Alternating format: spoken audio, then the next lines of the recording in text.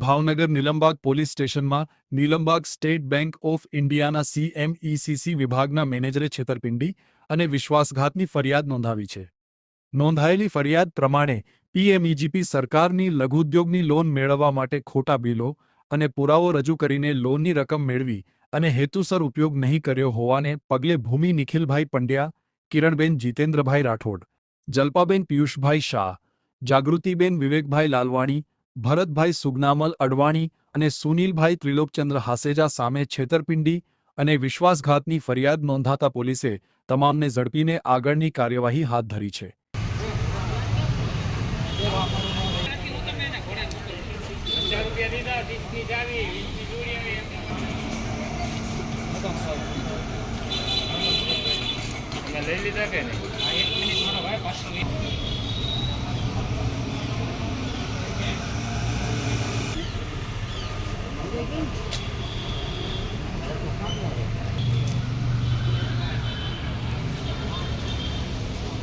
Nilambag police સ્ટેશનના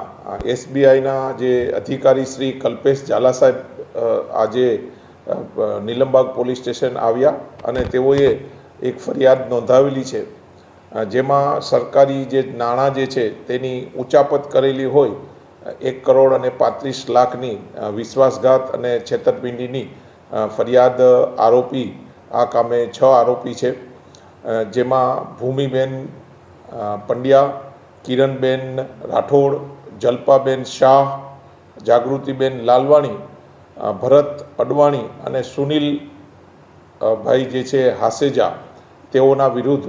ફરિયાદ દાખલ કરવામાં આવેલા છે. તેની હકીકત એવી છે કે 2023થી 2025ના વર્ષ દરમિયાન રેડીમેડ